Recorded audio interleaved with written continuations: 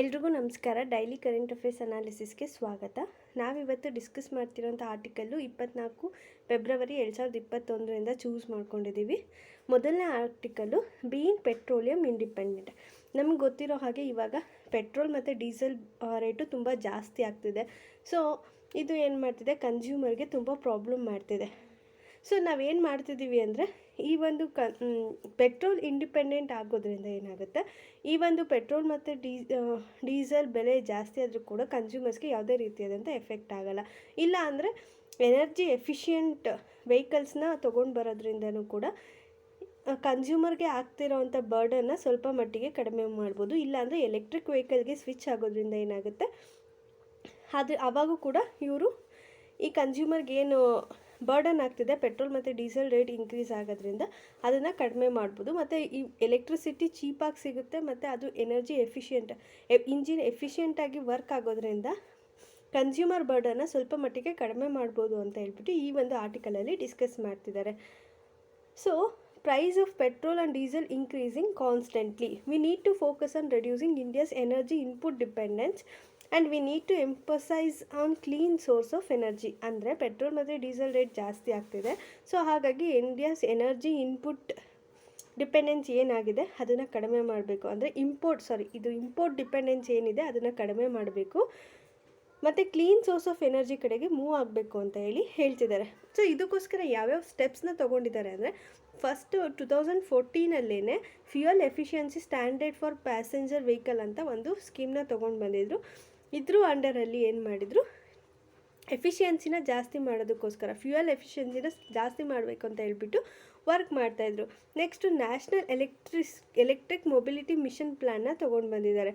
ಏನಕ್ಕೋಸ್ಕರ ಅಂದರೆ, national fuel ಸೆಕ್ಯೂರಿಟಿನ achieve ಮಾಡೋದಕ್ಕೋಸ್ಕರ ಮತ್ತು ಹೈಬ್ರಿಡ್ ಮತ್ತು ಎಲೆಕ್ಟ್ರಿಕ್ ವೆಹಿಕಲ್ನ ಪ್ರಮೋಟ್ ಮಾಡೋದಕ್ಕೋಸ್ಕರ ಈ ಒಂದು ಸ್ಕೀಮ್ನ ತೊಗೊಂಡು ಬಂದಿದ್ದಾರೆ.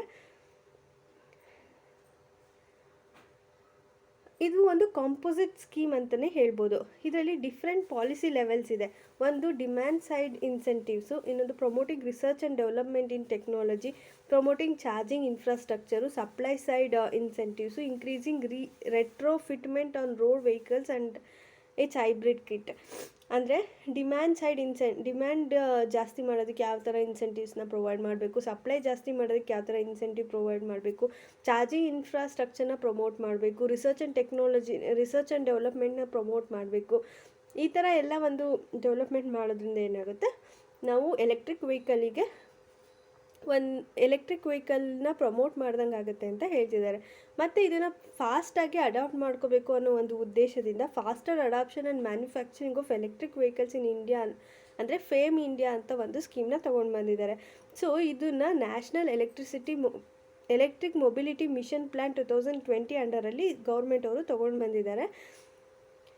ಏನಕ್ಕೋಸ್ಕರ ಅಂದರೆ, manufacturing of electric and hybrid vehicle ಟೆಕ್ನಾಲಜಿನ ಪ್ರಮೋಟ್ ಮಾಡೋದಕ್ಕೋಸ್ಕರ ಈ ಒಂದು ಫೇಮ್ ಇಂಡಿಯಾ ಸ್ಕೀಮ್ನ national electric mobility mission plan 2020 ಅಂಡರಲ್ಲಿ ತೊಗೊಂಡು ಬಂದಿದ್ದಾರೆ.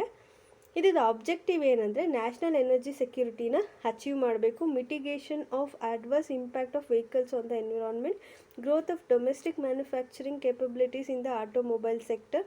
What are the steps taken by the government to foster adoption of this electric vehicle. ಅಂದರೆ ಫಾಸ್ಟಾಗಿ ಎಲೆಕ್ಟ್ರಿಕ್ ವೆಹಿಕಲ್ನ ಅಡಾಪ್ಟ್ ಮಾಡ್ಕೋಬೇಕಂದ್ರೆ ಯಾವ್ಯಾವ ಥರ ಸ್ಟೆಪ್ಸ್ ತೊಗೊಂಡಿದ್ದಾರೆ ಗೌರ್ಮೆಂಟ್ ಅವರು ಅಂದರೆ, ಒಂದು ಟ್ಯಾಕ್ಸ್ ಕಟ್ ಮಾಡಿದ್ದಾರೆ. ಅಂದರೆ ಏನು ಎಲೆಕ್ಟ್ರಿಕ್ ವೆಹಿಕಲ್ನ ಪರ್ಚೇಸ್ ಮಾಡೋದಕ್ಕೋಸ್ಕರ ಲೋನ್ ತೊಗೊಳ್ತಿದ್ದಾರೆ, ಅದಕ್ಕೇನು ಟ್ಯಾಕ್ಸ್ ಪೇ ಮಾಡಬೇಕಿತ್ತು ಅದನ್ನು ಕಡಿಮೆ ಮಾಡಿದ್ದಾರೆ ಅಥವಾ ಕಟ್ ಮಾಡಿ ಫುಲ್ ಕಂಪ್ಲೀಟಾಗಿ ತೆಗ್ದಾಕಿದ್ದಾರೆ ಅಂತಲೇ ಹೇಳ್ಬೋದು.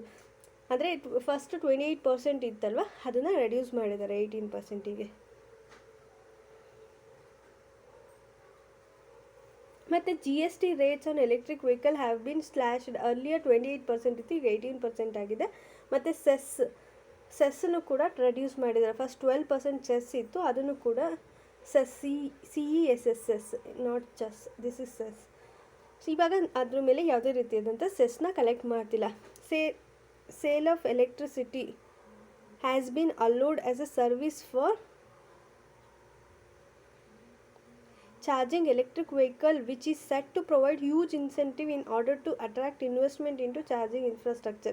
ಅಂದರೆ ಚಾರ್ಜಿಂಗ್ ಇನ್ಫ್ರಾಸ್ಟ್ರಕ್ಚರ್ಗೆ ಇನ್ವೆಸ್ಟ್ ಮಾಡೋದಕ್ಕೆ ಅಟ್ರ್ಯಾಕ್ಟ್ ಮಾಡೋದಕ್ಕೋಸ್ಕರ ಇದು ಒಂದು ಸ್ಕೀಮ್ನ ತೊಗೊಂಡು ಬಂದಿದ್ದಾರೆ. Ministry of road transport and highways issued notification regarding exemption of permit in case of battery operated vehicles. ಈ ಒಂದು ಈ fuel efficiency standard for passenger vehicle and national electric mobility mission ಏನಿದೆ, ಇವೆರಡೂ ಆಂಬಿಷನ್ ಏನು ಅಂದರೆ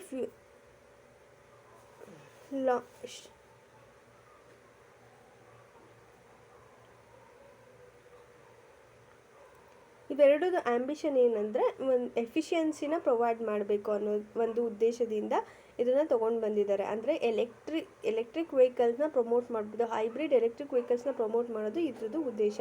so India 2022 fuel efficiency standard for passenger cars are nearly 20% less stringent than the European Union standard.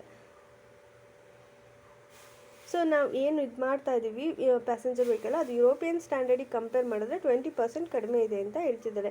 National electric mobility mission plan primarily focus on hybrid electric vehicle. So ಇವರು ಪ್ರೈಮರಿಯಾಗಿ hybrid electric vehicle ಮೇಲೇ focus ಮಾಡ್ತಿದ್ದಾರೆ. Global manufacturers are rushing to deploy electric passenger cars in Europe while ignoring the Indian market. Government initiative to increase energy security. Heavy duty vehicles which consume nearly 60% of diesel used in the country are now subject to fuel efficiency standard.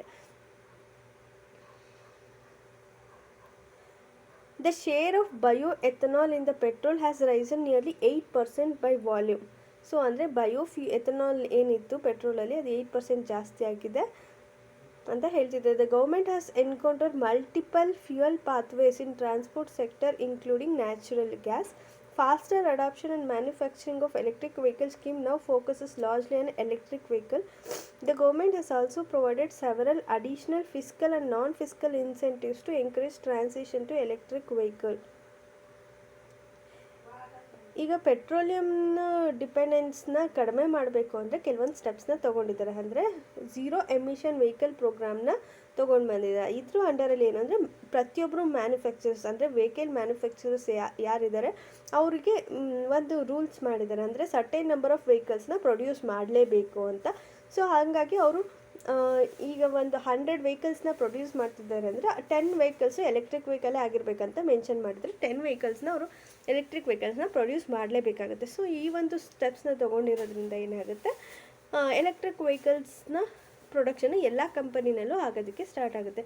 ಈ ಒಂದು ಸ್ಕೀಮ್ನ ನಾವು ಬೇರೆ ಯಾವ್ಯಾವ ಕಂಟ್ರಿನಲ್ಲಿ ನೋಡ್ತೀವಿ ಅಂದರೆ ಚೀನಾದಲ್ಲಿ ನೋಡ್ತೀವಿ, U S ಎದಲ್ಲಿ ನೋಡ್ತೀವಿ, ಬ್ರಿಟಿಷ್ ಕೊಲಂಬಿಯಾ ಇನ್ ಕೆನಡಾದಲ್ಲಿ ಮತ್ತು ಸೌತ್ ಕೊರಿಯಾದಲ್ಲಿ ಇದನ್ನು ನಾವು ನೋಡ್ತೀವಿ. ಸೊ ಇವಾಗ ನಾವು ಈ ಎಲೆಕ್ಟ್ರಿಕ್ ಮೊಬಿಲಿಟಿ ಇನಿಷಿಯೇಟಿವ್ನ ಯಾರು ತೊಗೊಂಡಿದ್ದಾರೆ ಅಂದರೆ ಈ ನ್ಯೂ ಎಂಟ್ರೆನ್ಸ್ ಯಾರಿದ್ದಾರೆ ಅವ್ರು ಮಾತ್ರ 2 ವೀಲರ್ ಮತ್ತು 3 ವೀಲರ್ಸ್ನ ಪ್ರೊಡ್ಯೂಸ್ ಮಾಡ್ತಿದ್ದಾರೆ. ಬಟ್ ಆದರೆ ಮಾರ್ಕೆಟ್ ಲೀಡರ್ಸ್ ಅಂತ ಏನಿದ್ದಾರೆ ಅವರು ವೇಟ್ ಆ್ಯಂಡ್ ವಾಚ್ ಆ್ಯಟಿಟ್ಯೂಡ್ನ ಅಡಾಪ್ಟ್ ಮಾಡ್ಕೊಂಡಿದ್ದಾರೆ. ಸೊ ಹಾಗಾಗಿ ನಾವು ಇದನ್ನು ಪ್ರಮೋಟ್ ಮಾಡೋದಕ್ಕೋಸ್ಕರ ಈ ಒಂದು ಝೀರೋ ಎಮಿಷನ್ ವೆಹಿಕಲ್ ಪ್ರೋಗ್ರಾಮ್ನ ತೊಗೊಂಡು ಬಂದಿದ್ದೀವಿ. ಮತ್ತು ಇದ್ರ ಜೊತೆಗೆ government should strengthen efficiency requirement for the new passenger car and commercial vehicles. So ಈ ಝೀರೋ ಎಮಿಷನ್ ವೆಹಿಕಲ್ ಪ್ರೋಗ್ರಾಮ್ ಜೊತೆಗೆ ಎಫಿಷಿಯನ್ಸಿನ ಕೂಡ ಜಾಸ್ತಿ ಮಾಡಬೇಕು ಅನ್ನೋದಕ್ಕೋಸ್ಕರ ಇನ್ನೊಂದು ಸ್ಟೆಪ್ಸ್ನ ತೊಗೊಂಡಿದ್ದಾರೆ. ಅಂದರೆ 2 wheeler which consume nearly 2/3 of petrol used in India. ಈ 2 ವೀಲರ್ಸ್ ಏನಿದೆ ನಮ್ಮ ಇಂಡಿಯಾದಲ್ಲಿ ಎಷ್ಟು ಪೆಟ್ರೋಲ್ ಯೂಸ್ ಆಗ್ತಿದೆ ಅದರಲ್ಲಿ 2/3%ನ 2 ವೀಲರ್ಸೇ ಯೂಸ್ ಮಾಡ್ತಿದೆ. ಬಟ್ ಆದರೆ ಇದು ಯಾವುದೂ ಫ್ಯೂಯಲ್ ಎಫಿಷಿಯನ್ಸಿ ಸ್ಟ್ಯಾಂಡರ್ಡಿಗೆ ಸಬ್ಜೆಕ್ಟ್ ಆಗಿಲ್ಲ. ಸೊ ಅವ್ರನ್ನ ಫ್ಯೂಯಲ್ ಎಫಿಷಿಯನ್ಸಿ ಸ್ಟ್ಯಾಂಡರ್ಡ್ಗೆ ಸಬ್ಜೆಕ್ಟ್ ಮಾಡಬೇಕು ಅಂತ ಹೇಳ್ತಿದ್ದಾರೆ. So international council on clean transportation ಏನಂತ ಸಜೆಸ್ಟ್ ಮಾಡಿದೆ ಅಂದರೆ the standard requiring 50% reduction in fuel consumption by new 2 wheeler by 2030 ಒಳಗಡೆ ಎಲ್ಲ 2 ವೀಲರ್ಸಿಗೂ 50% ಇವಾಗೇನು ಫ್ಯೂಯಲ್ ಕನ್ಸಂಪ್ಷನ್ ಆಗ್ತಿದೆ ಆ ಫ್ಯೂಯಲ್ ಕನ್ಸಂಪ್ಷನಲ್ಲಿ 50%ನ ರೆಡ್ಯೂಸ್ ಮಾಡಬೇಕು ಅಂತ ಹೇಳಿ ಈ ಒಂದು international council on clean transportation suggest ಮಾಡಿದೆ. ಸೊ ಇದ್ರ ಪ್ರಕಾರ this will also only lead internal combustion engine efficiency improvement but also ensure that nearly 60% of all new 2 wheeler sold in India are electric driven. ಇದ್ರ ಜೊತೆಗೆ ಬರೀ ಈ internal combustion engine ಎಫಿಷಿಯನ್ಸಿನ improve ಮಾಡೋದು ಮಾತ್ರ ಅಲ್ಲ, ಇದ್ರ ಜೊತೆಗೆ ಎಲೆಕ್ಟ್ರಿಕ್ ವೆಹಿಕಲ್ನು ಕೂಡ ನಾವು ಪ್ರೊಡ್ಯೂಸ್ ಮಾಡಬೇಕು, ಪ್ರಮೋಟ್ ಮಾಡಬೇಕು. ಅಂದರೆ ಈಗ ಏನು ಸೆಲ್ ಆಗ್ತಿದೆ ಅದರಲ್ಲಿ 60% ಎಲೆಕ್ಟ್ರಿಕ್ ವೆಹಿಕಲೇ ಇರಬೇಕು ಅಂತಲೂ ಕೂಡ ಇದು ಒಂದು ಸಜೆಷನ್ನ ಕೊಟ್ಟಿದೆ. ಕನ್ಕ್ಲೂಷನ್ ಅಂತ ತೊಗೊಂಡ್ರೆ, ಈಗ adapting stringent fuel efficiency standard and a zero emission vehicle program by 2024 can result in India petroleum demand peaking by 2030 in spite of tremendous project growth in economic and vehicle activity. So ಅಂದರೆ ಈ fuel efficiency ಸ್ಟ್ಯಾಂಡರ್ಡ್ನ ಮತ್ತು zero emission vehicle ಪ್ರೋಗ್ರಾಮ್ನ adapt ಮಾಡ್ಕೊಳ್ಳೋದ್ರಿಂದ ನಾವು electric ವೆಹಿಕಲ್ನ promote ಮಾಡ್ಬೋದು ಅಂತ ಹೇಳ್ತಿದ್ದಾರೆ. ಮತ್ತು petroleum ಡಿಪೆಂಡೆನ್ಸ್ನ ಕಡಿಮೆ ಮಾಡ್ಬೋದು ಅಂತಲೂ ಹೇಳ್ತಿದೆ. The consumer will save money by pump due to the more fuel efficient internal combustion engine vehicle. So ಅಂದರೆ ಈಗ ಎಫಿಷಿಯನ್ಸಿ ಒಂದು ಲೀಟರ್ ಪೆಟ್ರೋಲಿಗೆ 50 ಕಿಲೋಮೀಟರ್ ಇವಾಗ ಕೊಡ್ತಿದೆ ಅಂದರೆ ನಾವು ಎಫಿಷಿಯನ್ಸಿ ಜಾಸ್ತಿ ಮಾಡಿದಾಗ ಅದು 100 ಕಿಲೋಮೀಟರ್ನ ಕೊಡುತ್ತೆ. ಸೊ ಅವಾಗ ಏನಾಗುತ್ತೆ, 1 ಲೀಟರ್ ಪೆಟ್ರೋಲಲ್ಲಿ 50 ಕಿಲೋಮೀಟರ್ ಹೋಗೋದ್ರ ಬದಲು 100 ಕಿಲೋಮೀಟ್ರ್ ಹೋಗ್ತಾರೆ. ಸೊ ಅವಾಗ ಕನ್ಸ್ಯೂಮರ್ಸಿಗೆ ಮನಿ ಕೂಡ ಸೇವ್ ಆಗುತ್ತೆ. ಇನ್ನೂ ಕೂಡ ಎಲೆಕ್ಟ್ರಿಕ್ ವೆಹಿಕಲಿಗೆ ಏನಾದರೂ ಸ್ವಿಚ್ ಆದರೂ ಅಂದರೆ ಅವ್ರು ಇನ್ನೂ ಜಾಸ್ತಿ ದುಡ್ಡನ್ನು ಉಳಿಸ್ಬೋದು. ಅಂದರೆ ಅದು ಲೆಸ್ ಎನರ್ಜಿನ ಕನ್ಸ್ಯೂಮ್ ಮಾಡುತ್ತೆ. And even electricity is cheaper as compared to petrol and diesel ಅಂತ ಹೇಳ್ತಿದ್ದಾರೆ. ನೆಕ್ಸ್ಟು ನಮಗೆ ಮುಂದೆ ಇರೋಂಥ ವೇ ಫಾರ್ವರ್ಡ್ ಏನಂದರೆ, ಫೇಮ್ ಸ್ಕೀಮು ಏನು ಫೋಕಸ್ ಮಾಡ್ತಿದೆ ಅಂದರೆ 2 ಮತ್ತು 3 ವೀಲರ್ಸು, ಟ್ಯಾಕ್ಸೀಸು ಮತ್ತು ಬಸ್ಸಸ್ನ ಫೋಕಸ್ ಮಾಡ್ತಿದೆ ಇವಾಗ. ಸೊ ಇದನ್ನು ನಾವು ಯಾವುದಕ್ಕೆ ಎಕ್ಸ್ಟೆಂಡ್ ಮಾಡಬೇಕು ಅಂದರೆ ಎಲ್ಲ ಪ್ಯಾಸೆಂಜರ್ ಕಾರ್ಸಿಗೆ, ಕಮರ್ಷಿಯಲ್ ವೆಹಿಕಲ್ಸಿಗೆ ಮತ್ತು ಅಗ್ರಿಕಲ್ಚರಲ್ ಟ್ರ್ಯಾಕ್ಟರ್ಸಿಗೂ ಎಕ್ಸ್ಟೆಂಡ್ ಮಾಡಬೇಕಂತ ಹೇಳ್ತಿದ್ದಾರೆ. Extending fiscal incentive to all kinds of vehicles and stepping up investment in charging infrastructure. ಎಲ್ಲ ಕೈಂಡ್ ಆಫ್ ವೆಹಿಕಲ್ಸಿಗೆ ಈ ಫಿಸ್ಕಲ್ ಇನ್ಸೆಂಟಿವ್ನ ಎಕ್ಸ್ಟೆಂಡ್ ಮಾಡೋದ್ರ ಜೊತೆಗೆ ಚಾರ್ಜಿಂಗ್ ಇನ್ಫ್ರಾಸ್ಟ್ರಕ್ಚರ್ಗೂ ಕೂಡ ಇನ್ವೆಸ್ಟ್ ಮಾಡೋದಕ್ಕೆ ಹೆಲ್ಪ್ ಮಾಡಬೇಕು ಅಂತ ಹೇಳ್ತಿದ್ದಾರೆ. ಮತ್ತು GST ರೇಟ್ಸ್ ಏನಿದೆ ಎಲ್ಲ ಪ್ಯಾಸೆಂಜರ್ ವೆಹಿಕಲ್ಸ್ಗೆ proportional to their fuel efficiency. ಇವಾಗೇನು ಅದು ಸಿಸ್ಟಮ್ದು ವೆಹಿಕಲ್ ಲೆಂತ್ ಮತ್ತು ಇಂಜಿನ್ ಸೈಜ್ ಮೇಲೆ GST ರೇಟ್ನ ಫಿಕ್ಸ್ ಮಾಡ್ತಿದ್ದಾರೆ, ಅದನ್ನು ಫ್ಯೂಯಲ್ ಎಫಿಷಿಯನ್ಸಿ ಮೇಲೆ ಫಿಕ್ಸ್ ಮಾಡೋದಕ್ಕೆ ಸ್ಟಾರ್ಟ್ ಮಾಡಿದ್ರೆ ಸೊ ಆವಾಗ ಈ ಒಂದನ್ನ ಅಚೀವ್ ಮಾಡ್ಬೋದು ಅಂತ ಹೇಳ್ತಿದ್ದಾರೆ. ಓಕೆ, ಇದ್ರ ಮೇಲೆ ಯಾವ ಥರ ಕ್ವಶನ್ ಬರ್ಬೋದು ಅಂದರೆ, what are the steps taken to achieve national fuel security by promoting hybrid and electric vehicle in the country discuss ಅಂತ ಕೇಳಿದ್ದಾರೆ. ಅಂದರೆ ನಾವು ನ್ಯಾಷನಲ್ ಫ್ಯೂಯಲ್ ಸೆಕ್ಯೂರಿಟಿನ ಅಚೀವ್ ಮಾಡೋದಕ್ಕೋಸ್ಕರ ಮತ್ತು ಹೈಬ್ರಿಡ್ ಮತ್ತು ಎಲೆಕ್ಟ್ರಿಕ್ ವೆಹಿಕಲ್ನ ಪ್ರಮೋಟ್ ಮಾಡೋದಕ್ಕೋಸ್ಕರ ಏನೇನು ಸ್ಟೆಪ್ಸ್ನ ತೊಗೊಂಡಿದ್ವಿ ಅಂದರೆ, ಗೌರ್ಮೆಂಟ್ ಏನೇನು ಸ್ಟೆಪ್ಸ್ನ ತೊಗೊಂಡಿದೆ ಅಂತ ನಾವು ಇಲ್ಲಿ ಡಿಸ್ಕಸ್ ಮಾಡಬೇಕು. ನೆಕ್ಸ್ಟ್ ಕಾನ್ಸೆಪ್ಟ್ ಅಂದರೆ pharma exports to Arab nation. ಈ ಒಂದು ಕಾನ್ಸೆಪ್ಟಲ್ಲಿ ನಾವೇನು ಡಿಸ್ಕಸ್ ಮಾಡ್ತಿದ್ದೀವಿ ಅಂದರೆ, ಅರಬ್ ನೇಷನ್ ಈಗ ಈ ಒಂದು ಕೋವಿಡ್-19 ಸಿಚುವೇಶನ್ ಬಂದಾಗಿಂದ ಇಂಡಿಯಾ ಒಂದು ಮೆಡಿಸಿನಲ್ ಫೀಲ್ಡಲ್ಲಿ ಎಲ್ಲ ಒಂದು ಕಂಟ್ರೀಸಿಗೂ ಮೆಡಿಸಿನ್ಸ್ನ ಸಪ್ಲೈ ಮಾಡ್ತಿದೆ, ಕೋವಿಡ್-19 ವ್ಯಾಕ್ಸಿನ್ಸ್ನ ಸಪ್ಲೈ ಮಾಡ್ತಿದೆ. ಬಟ್ ಅರಬ್ ಕಂಟ್ರೀಸಿಗೆ, ಎಲ್ಲ ಕಂಟ್ರೀಸಿಗೆ ಸಪ್ಲೈ ಮಾಡೋಷ್ಟು ಈಸಿಯಾಗಿ ಅರಬ್ ಕಂಟ್ರೀಸಿಗೆ ಸಪ್ಲೈ ಮಾಡೋಕ್ಕೆ ಆಗ್ತಿಲ್ಲ. ಯಾಕೆ ಅಂದರೆ ಅಲ್ಲಿರೋ ಅಂಥ ಕೆಲವೊಂದು ರೂಲ್ಸ್ ಆ್ಯಂಡ್ ರೆಗ್ಯುಲೇಷನಿಂದ ಫಾರ್ಮಾ ಪ್ರಾಡಕ್ಟ್ಸು ಅಲ್ಲಿಗೆ ರೀಚ್ ಆಗೋದಕ್ಕೆ ಸ್ವಲ್ಪ ಡಿಲೇ ಆಗ್ತಿದೆ, ತುಂಬ ಕಷ್ಟ ಆಗ್ತಿದೆ. ಸೊ ಅದಕ್ಕೋಸ್ಕರ ಇಂಡಿಯಾ ಏನು ಮಾಡಿದೆ, ಅರಬ್ ಕಂಟ್ರೀಸ್ಗೆ ಫೋರ್ಸ್ ಮಾಡ್ತಿದೆ, ಈಸಿಯಾಗಿ ಮಾಡಿಕೊಡಿ, ಈ ಎಕ್ಸ್ಪೋರ್ಟ್ನ ಮಾಡೋದಕ್ಕೆ ನಮಗೆ ಈಸಿ ಪ್ರೊಸೀಜರ್ನ ಎಸ್ಟಾಬ್ಲಿಷ್ ಮಾಡಿಕೊಡಿ ಅಂತ ಕೇಳ್ತಿದೆ. ಮತ್ತು ಇಂಡಿಯನ್ ಫುಡ್ ಸಪ್ಲೈಸ್ನ ಕೂಡ ಸಪ್ಲೈ ಮಾಡೋದು ತುಂಬ ಕಷ್ಟ ಆಗ್ತಿದೆ, ಅದಕ್ಕೂ ಕೂಡ ಈಸಿ ಮಾಡಿಕೊಡಿ, ಒಂದು ಸಿಕ್ಯೂರ್ ಫುಡ್ ಸಪ್ಲೈಸ್ನ ಅಚೀವ್ ಮಾಡೋದಕ್ಕೆ ಹೆಲ್ಪ್ ಮಾಡಿ ಅಂತ ಕೇಳ್ತಾ ಇದೆ. India has urged Arab countries make it easier to export farmer products to the region and asked them to tap Indian farm to secure food supplies as it seeks to diversify $116 billion trade basket with Arab blocs behind hydrocarbon.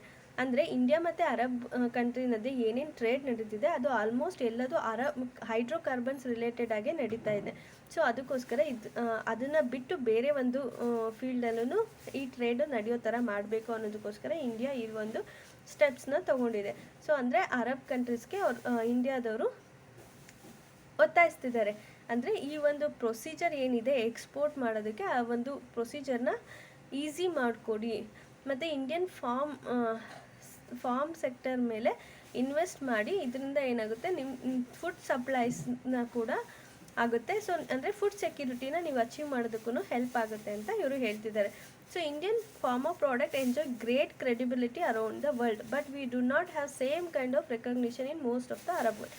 ಹೌದು, ನಾನು ಆಗಲೇ already ಹೇಳಿರೋ ಥರ ನಮ್ಗೆ ಎಲ್ಲ ಕಡೆ ವರ್ಲ್ಡಲ್ಲಿ ಎಲ್ಲ ಕಡೆನೂ ಇಂಡಿಯನ್ ಫಾರ್ಮಾ ಪ್ರಾಡಕ್ಟಿಗೆ ಒಂದು ಗ್ರೇಟ್ ಕ್ರೆಡಿಬಿಲಿಟಿ ಇದೆ, ಬಟ್ ಅದೇ ಥರ ರೆಕಗ್ನಿಷನು ಅರಬ್ ವರ್ಲ್ಡಲ್ಲಿ ಸಿಕ್ಕಿಲ್ಲ.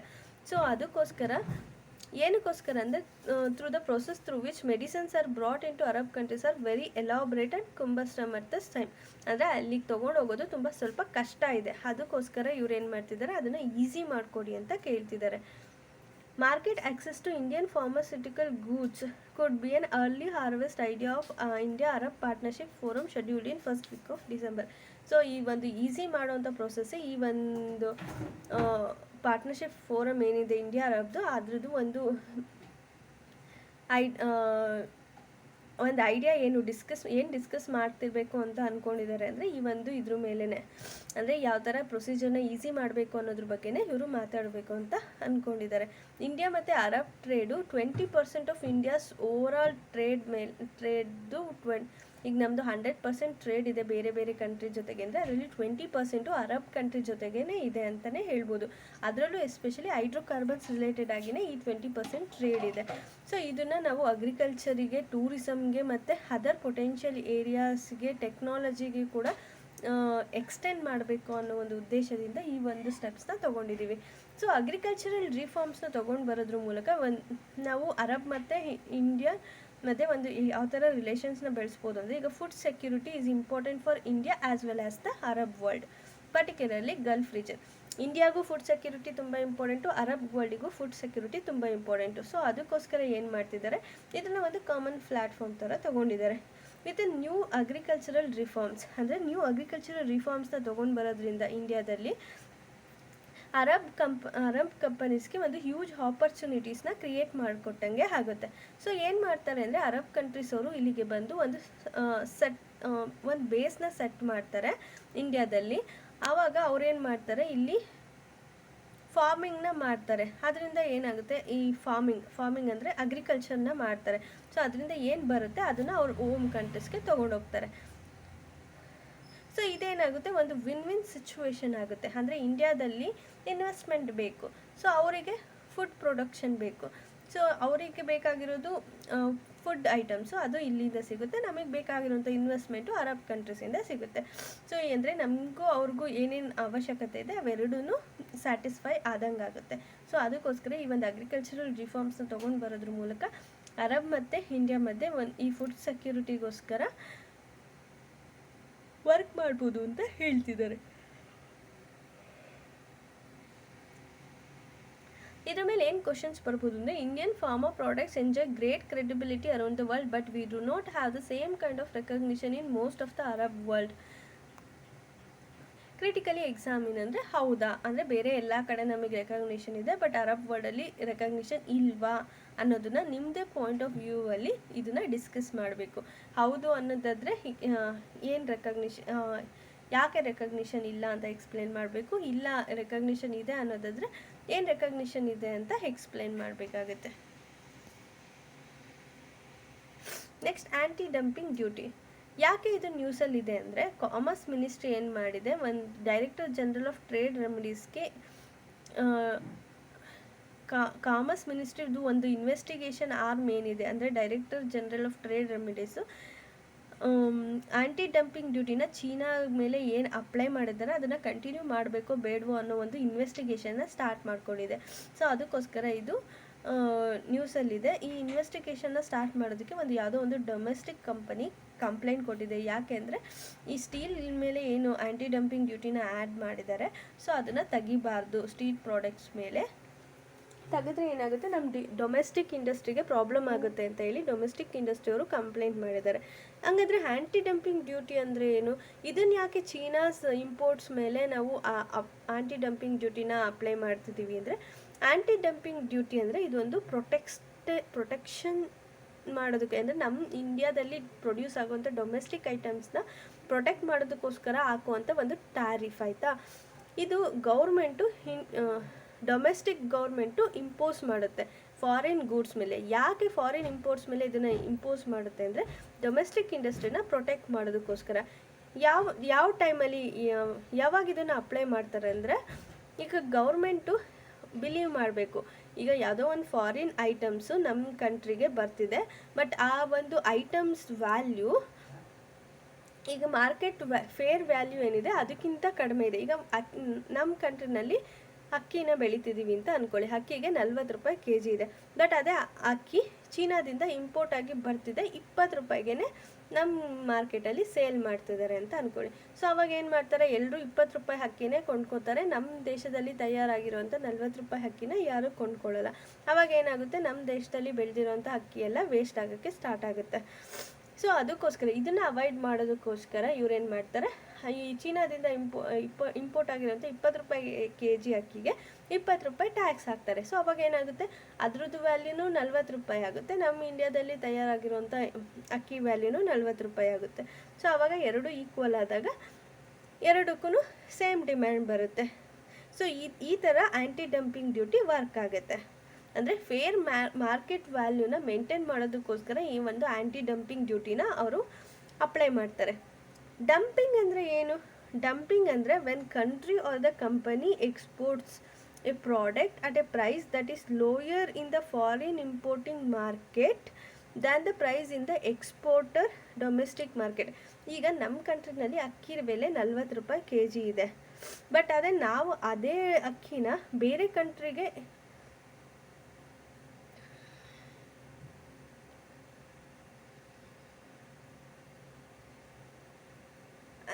ನಮ್ಮ ಕಂಟ್ರಿನಲ್ಲಿ 40 ರೂಪಾಯಿ kg ಅಕ್ಕಿ ಇದೆ, ಅದೇ ಅಕ್ಕಿನ ನಾವು ಬೇರೆ ಕಂಟ್ರಿಗೆ ತೊಗೊಂಡೋಗಿ ಇನ್ನು ಕಡಿಮೆ ರೇಟಿಗೆ 20 ರೂಪಾಯಿಗೆ ಮಾರ್ತೀವಿ, ಇಲ್ಲ 10 ರೂಪಾಯಿಗೆ ಮಾರ್ತೀವಿ, ಈ ಥರ ಕಡಿಮೆ ರೇಟಿಗೆ ಮಾರ್ತಿದ್ದೀವಿ ಅಂತ ಅಂದಾಗ, ಸೊ ಅಂದರೆ ನಮ್ಮ ಕಂಟ್ರಿನಲ್ಲಿರೋಂಥ ಮಾರ್ಕೆಟ್ ವ್ಯಾಲ್ಯೂಗಿಂತ ತುಂಬ ಕಡಿಮೆ ಮಾರ್ತಿದ್ದೀವಿ ಅಂದಾಗ ಅದನ್ನು ನಾವು ಡಂಪಿಂಗ್ ಅಂತ ಕರಿತೀವಿ. ಅಂದರೆ dumping occurs when a country or a company exports a product. ಯಾವುದೋ ಒಂದು ಕಂಟ್ರಿ ಪ್ರಾಡಕ್ಟ್ನ ಎಕ್ಸ್ಪೋರ್ಟ್ ಮಾಡ್ತಿದೆ at a price that lower than the foreign importing market. Import ಮಾಡ್ಕೊಳ್ಳೋದಕ್ಕಿಂತ ಕಡಿಮೆ ಬೆಲೆಗೆ ಇದು ಮಾರ್ತಿದೆ ಅಂತ ಅಂದಾಗ ಅವಾಗ ಅದನ್ನು ಡಂಪಿಂಗ್ ಅಂತ ಕರಿತೀವಿ. ಡಂಪಿಂಗ್ನ ಏನಕ್ಕೋಸ್ಕರ ಅಂದರೆ ಅಲ್ಲಿ ಇರೋವಂಥ ಒಂದು ಮಾರ್ಕೆಟ್ ಅಥವಾ ಕಂಪನೀಸ್ ಅಥವಾ ಯಾವುದೋ ಒಂದು ಇಂಡಸ್ಟ್ರಿನ ಬೀಳಿಸ್ಬೇಕು ಅಂತ ಅಂದಾಗ ಈ ಒಂದು ಡಂಪಿಂಗ್ನ ಯೂಸ್ ಮಾಡ್ತಾರೆ. ಸೊ ಅಂದರೆ ಯಾವುದೋ ಒಂದು ಆಬ್ಜೆಕ್ಟಿಗೆ ಅದು ವ್ಯಾಲ್ಯೂಗಿಂತ ಕಡಿಮೆ ರೇಟಿಗೆ ಇವರು ಮಾರ್ತಾರೆ, ಅದನ್ನು ನಾವು ಡಂಪಿಂಗ್ ಅಂತ ಕರೀತಾರೆ. Which of the following statements are correct? Anti dumping duty is a protectionist tariff domestic government imposed on foreign imports to protect the domestic industries when it imported if the government believes for the import prices are below the fair market value. So ella statements correct, all is correct.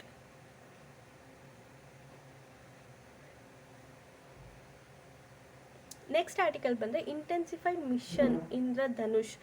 ಯಾಕೆ ಇದು ನ್ಯೂಸಲ್ಲಿ ಇದೆ ಅಂದರೆ, ಈಗ COVID-19 situation ಆದಮೇಲೆ ಯಾರ್ಯಾರು immunisation routine ಇಮ್ಯುನೈಸೇಷನ್ನ ಕೊಡ್ತಿರ್ತಾರಲ್ವ children's ಮತ್ತು pregnant ವುಮೆನ್ಗೆ, ಯಾರ್ಯಾರು miss ಮಾಡ್ಕೊಂಡಿದ್ದಾರೆ ಅವರಿಗೆಲ್ಲರಿಗೂ ಈ ಒಂದು ಇಂಟೆನ್ಸಿಫೈಡ್ ಮಿಷನ್ ಇಂದ್ರಧನುಷ್ ಅಂಡರಲ್ಲಿ ಆ ಒಂದು ವ್ಯಾಕ್ಸಿನೇಷನ್ನ ಪ್ರೊವೈಡ್ ಮಾಡ್ತಿದ್ದಾರೆ. ಸೊ ಅದಕ್ಕೋಸ್ಕರ ಇದು ನ್ಯೂಸಲ್ಲಿದೆ. ಏನಿದು ಅಬೌಟ್ ಇಂಟೆನ್ಸಿಫೈಡ್ ಮಿಷನ್ ಇಂದ್ರಧನುಷ್ ಅಂದರೆ, ಇದೊಂದು ವ್ಯಾಕ್ಸಿನೇಷನ್ ಪ್ರೋಗ್ರಾಮ್ ಆಯಿತಾ. ಯಾರ್ಯಾವ ಚಿಲ್ಡ್ರನ್ ಅಂದರೆ 2 ಇಯರ್ಸ್ ಒಳಗಡೆ 2 ಇಯರ್ಸ್ ಆಫ್ ಏಜ್ಗಿಂತ ಕಡಿಮೆ ಇರೋವಂಥ ಮಕ್ಕಳು ಮತ್ತು ಪ್ರೆಗ್ನೆಂಟ್ ವುಮೆನ್ ಯಾರ್ಯಾರು ಇದ್ದಾರೆ ಅವರು ರೊಟೀನ್ ವ್ಯಾಕ್ಸಿನೇಷನ್ ತೊಗೊತಿರ್ತಾರೆ ಅಲ್ವಾ. ಸೊ ಈ ರೊಟೀನ್ ವ್ಯಾಕ್ಸಿನೇಷನ್ ಯಾರ್ಯಾರು ಮಿಸ್ ಮಾಡ್ಕೊಂಡಿರ್ತಾರೆ ಅವರಿಗೆ ಈ ಒಂದು ರೊಟೀನ್ ಇಮ್ಯುನೈಸೇಷನ್ ಅಥವಾ ವ್ಯಾಕ್ಸಿನೇಷನ್ನ ಪ್ರೊವೈಡ್ ಮಾಡೋದಕ್ಕೋಸ್ಕರ ಈ ಒಂದು ಸ್ಕೀಮ್ನ ತೊಗೊಂಡು ಬಂದಿದ್ದಾರೆ. ಯಾವ ಮಿನಿಸ್ಟ್ರಿ ತೊಗೊಂಡು ಬಂದಿರೋದು ಅಂದರೆ ministry of health and family welfare ಅವರು ಇದನ್ನು ತೊಗೊಂಡು ಬಂದಿದ್ದಾರೆ. ಫಸ್ಟು ಇದನ್ನು ಯಾವಾಗ ಲಾಂಚ್ ಮಾಡಿದರು ಅಂದರೆ October 8, 2017 ಇಂಟೆನ್ಸಿಫೈಡ್ ಮಿಷನ್ ಇಂದ್ರಧನುಷ್ 1.0ನ ಲಾಂಚ್ ಮಾಡಿರ್ತಾರೆ.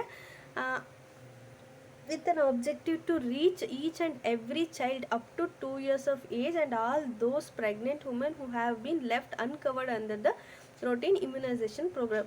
ಯಾರ್ಯಾರು 2 ಇಯರ್ಸ್ ಒಳಗಿರೋಂಥ ಮಕ್ಕಳು ಮತ್ತು ಪ್ರೆಗ್ನೆಂಟ್ ವುಮೆನ್ನು ರೊಟೀನ್ ಇಮ್ಯುನೈಸೇಷನ್ ಪ್ರೋಗ್ರಾಮ್ನ ಮಿಸ್ ಮಾಡ್ಕೊಂಡಿರ್ತಾರೆ ಅಂಥವ್ರಿಗೆ ರೀಚ್ ಆಗೋದಕ್ಕೋಸ್ಕರ ಈ ಒಂದು ಸ್ಕೀಮ್ನ ತೊಗೊಂಡು ಬಂದಿರ್ತಾರೆ.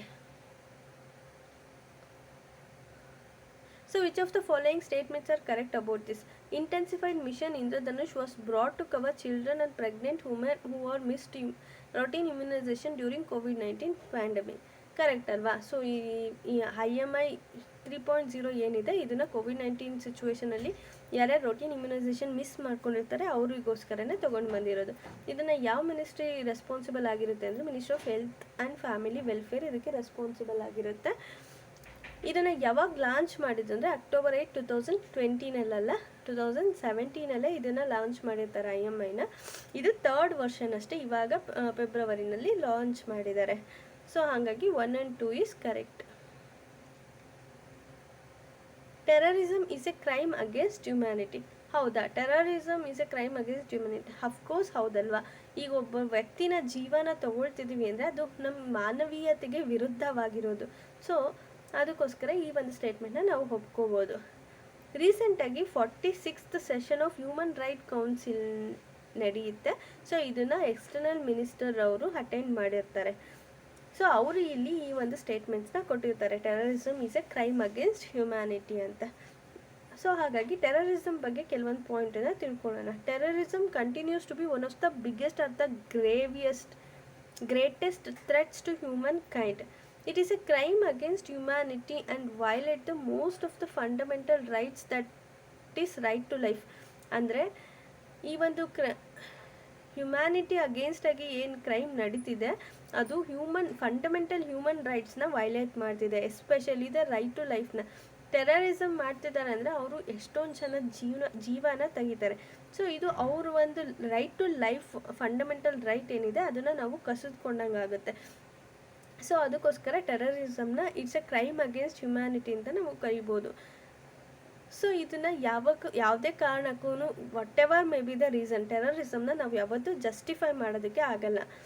ವಾಟ್ ಈಸ್ ಟೆರರಿಸಮ್ ಅಂತ ಅಂದರೆ terrorism is an unlawful use of force or violence against person or prosperity to intimate or course, not ಇದು ಕೋರ್ಸ್ ಅಲ್ಲ, coerce a government or its citizen to further setting of political and social subjective.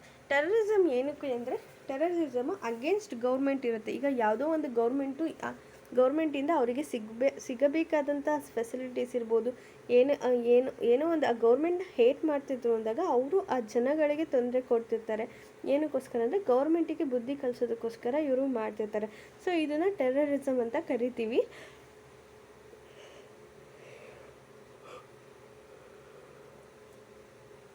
What are the major challenges to protect human rights? Human ರೈಟ್ಸ್ನ protect ಮಾಡೋದಕ್ಕೆ ಏನೇನು challenges ಇದೆ ಅಂದರೆ, ಒಂದು ಬರೀ ಇಂಡಿಯಾದಲ್ಲಿ ಮಾತ್ರ ಅಲ್ಲ, ಇಡೀ ಪ್ರಪಂಚದಲ್ಲಿ ಎಲ್ಲ ಕಡೆಯೂ ನಾವು ಟೆರರಿಸಮ್ನ ನೋಡ್ಬೋದು.